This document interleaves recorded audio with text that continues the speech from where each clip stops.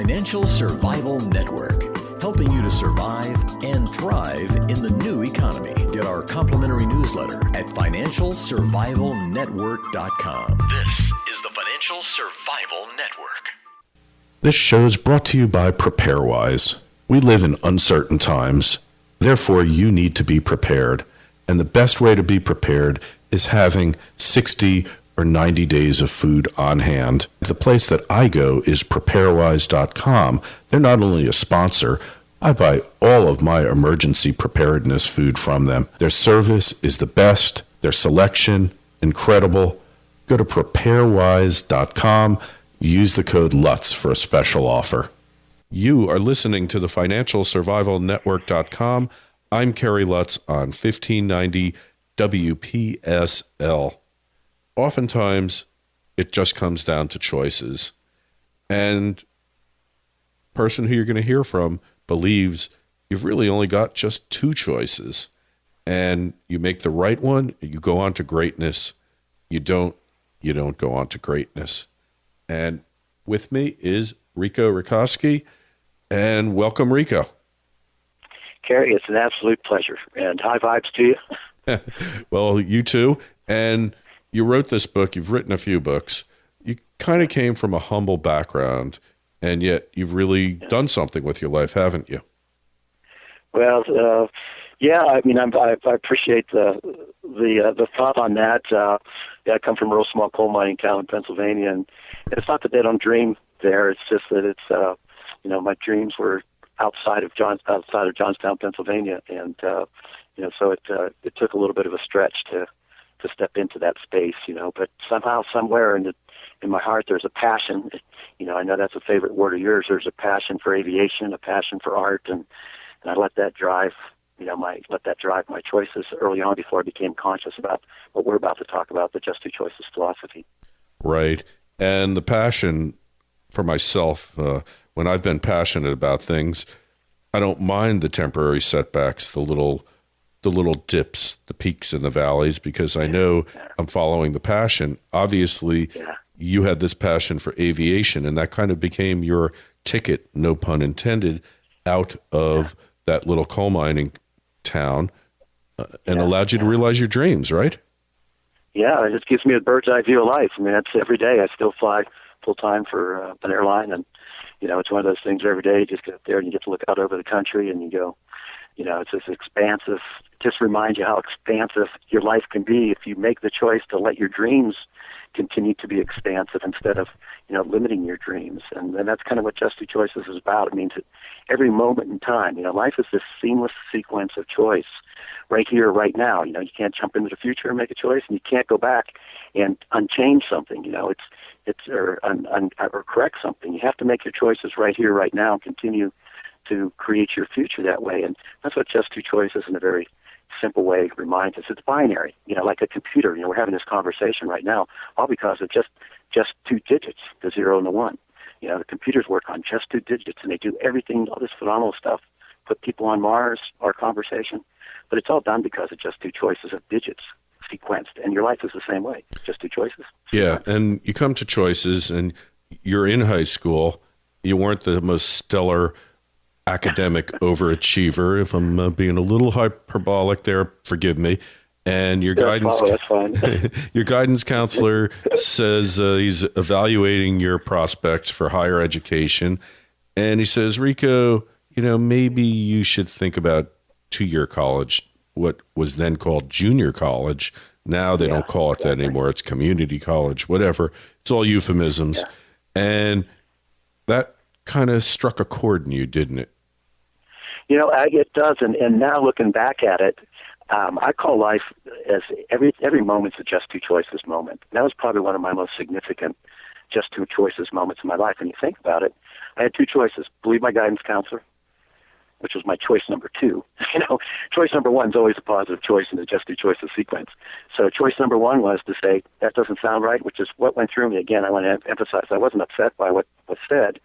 It was just, and I'm sure the intentions were good for me. It just didn't sound right. And so I thought I'm going to go ahead and try anyway. And the other choice, of course, was if I'd have made that choice in that moment to say, maybe my guidance counselor's got me all figured out, and it's just too big of a dream to bite off, and I'll go do something else. My life would be, I can't imagine where my life would be, right now. It's just so phenomenal. That's how powerful choice is, right here in this moment. Even when you look at it, everything's just two choices. Stop sign's just two choices. You either stop or you roll through it. Sports are just two choices. It's either a touchdown or it's not. It's either a run or it's not. You're either safe or you're out. You're either in bounds or out of bounds. Alarm clock's just two choices. When it goes off, you either turn it off or you get up or you go back to sleep. And the only thing that's not two choices is a Chinese menu, which is a series of two choices, basically. That's all life is when you get down to it. Exactly, and it's done in this, just like imagine a computer, how a computer crunches all these zeros and ones to come out with the icon of your logo, for example, for your network. It's or your .com. It's life does that very same thing. It crunches all these. Yeah, I want to share something with you in my life. I went to Pace University in New York, fair student, B+ average, BB+, and the most valuable course that I had in college had nothing to do with math, marketing, computers, nothing. It was my course in logic. That was by far the most valuable course because it made me analytical, made me understand that, like you said, choice. Logic is just evaluating options, evaluating a statement. A statement's either true or false. Right. And it could be true and false, parts of it. But when you start looking at it that way, all of a sudden, you get this really eureka moment. And at the time, I knew that this was really a great course. That and statistics, I found the two most valuable courses, but I didn't know how valuable they really were. Right. So almost like they were tools for sharpening the mind, Exactly. Clarity. Oh, what's interesting, if I could add to that, Kerry, is that, people talk about happiness. Is happiness a choice? And I think happiness is a personal choice. It can be expensive. You could say, I'm going to be happy when I get that yacht. I'm going to be happy when I get that kind of car. I'm going to be happy when I graduate from college. I'm going to be happy. And you can delay happiness. But, I heard a great phrase one time. It's happiness comes right here where you are if you choose to let it in. And so that's how I look at happiness. There are just two choices. And some people would say, well, Rico, that's kind of Pollyanna. That's kind of unrealistic. And I'll say, well, what's the alternative choice? Right here, right now. You have the choice to be happy or incrementally feel like you're going to be happy or let heaven in, so to speak, or you have the choice to continue to complain. Is that the alternative choice? Why would you want to do that? Because you just send yourself further and further down that path. So that's what's so cool about, like what you talked about with regard to the logic and the statistics, the ability to get that clarity, and that's what I'm trying to share with the Just Two Choices philosophy here. Is that it's just like, dude, what's your other choice? Continue to complain? And that's what. And now you're bringing the message to children as well, which is really great. Well, thank you. I just actually the kids are teaching me a lot too, as you know. The Just Two Choices evolved from one of the original books that I've written for kids. There were three of them: one for high school originally, then elementary, and then middle school, and the elementary school dreams plus action equals reality versions, where I spent the majority of my time. And I kept saying to kids over and over again for all these years, look, kids, there are just two choices of action here. One action's either going to incrementally take you closer to what you want, or the other one's going to take you further away from what you want. So you got to think about it. If you're going to study for your grades, you want to improve your music. There are just two choices here. And then after many years of saying it, I kind of went, that kind of has an adult ring to it, Yeah, and that's how it evolved. There's just two choices, and also to figure out what the correct choice is, or the choice that's going to bring you closer to what you want. You have to know what you want. Correct. Right? You got to know that. And and then I agree with you. I mean, that's why goal setting's so important. And one of the things sometimes people have asked the question, they say is, how do you know you're making the right choice? Does Just Two Choices teach you about making the right choice? I'll tell you what, Kerry, if I knew how to make the right choice, Wall Street would be calling me. NASDAQ would be calling me. Nations would be calling me. Life, there's no guarantees in life. You can only incrementally make better and better choices, even in your investments, as in your personal wealth. Right. It's an incremental process. Like, hey, that one looks like it's going to work. That one looks like it doesn't work. I make my choice different. So it's not about right or wrong, as you were talking. As you were alluding to before, in terms of the incremental part. I get the question sometimes about the right or wrong part, and I agree with you. It's the incremental, and then before you know it, you string all those positive choices together, and you go, "Wow, life is cool." Exactly. You got it. That's really what it comes down to. Because, hey, if you don't know what you want, or as somebody once said, if you don't know where you're going, any road will get you there. Right? That's correct. But if you know what you absolutely. want, then all of a sudden a choice comes into play, and you really have to start thinking, hey, this really is more than I thought it was. Even though it's only yes or no, the repercussions could be far greater. And, absolutely. Leading your life and making this clear to your kids. I mean, I think we all know this. We all know the choices that we make are the key, but sometimes we deceive ourselves. You really think that you can get away with it just once, and other times you just put it out of your mind because you don't want to think about it. Can I add something to that? I think Sure you just thing. hit on something. You just inspired something here that I hadn't thought about before, and I appreciate your mentioning it. Thank you. We tend to think of as a lot of these things, and you weren't saying this. This is what came to my mind. Being final and dramatic, and really a word that I think is sloppy.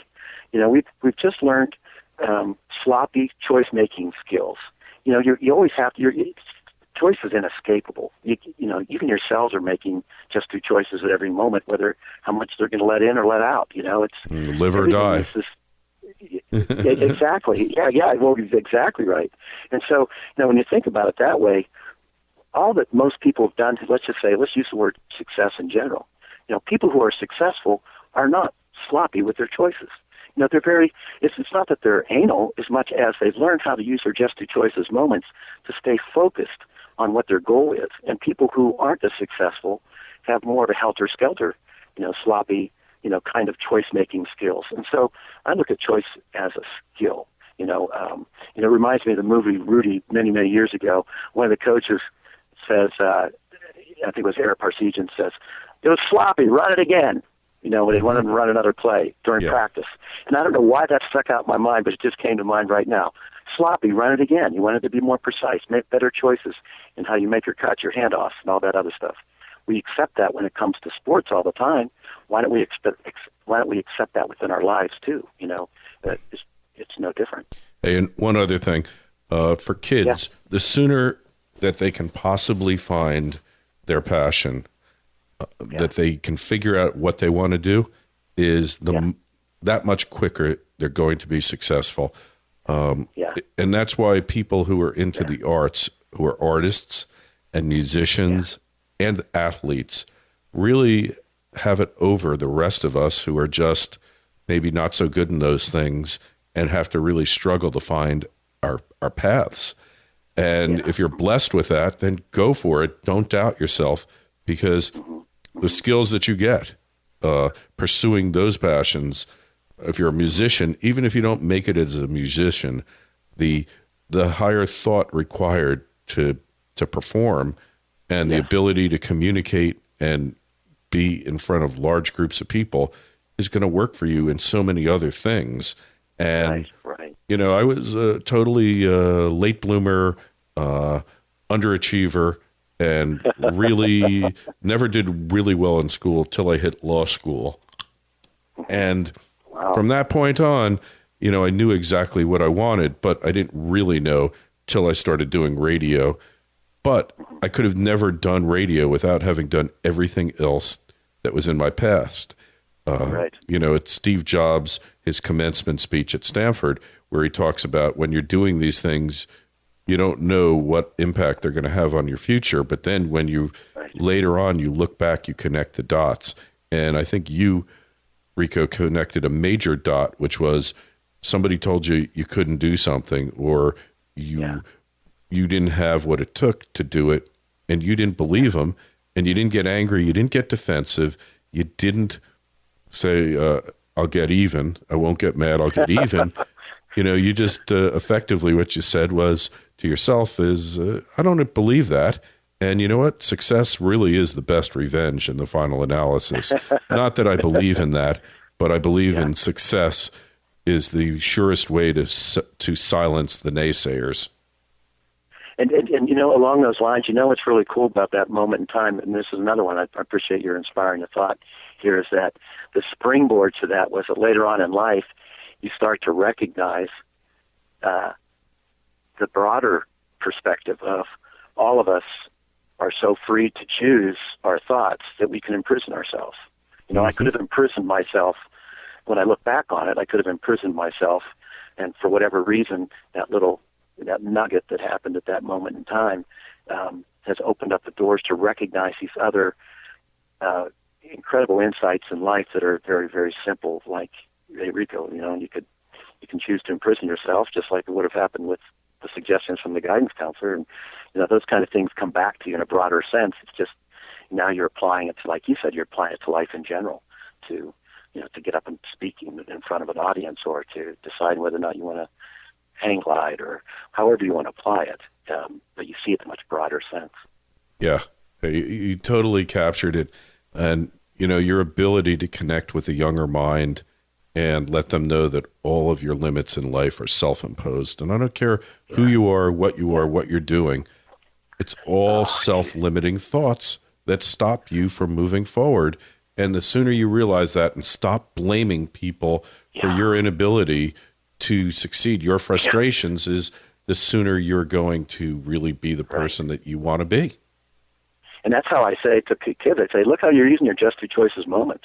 You're using your just two choices moments to continue to find excuses for why you can't move, why you can't create what you're doing. I was just about in tears. Recently I received my background was Air Force and flying for the Air Force before going to the airlines. And I received from, my insurance company, a company that insures, military people, from my auto insurance company.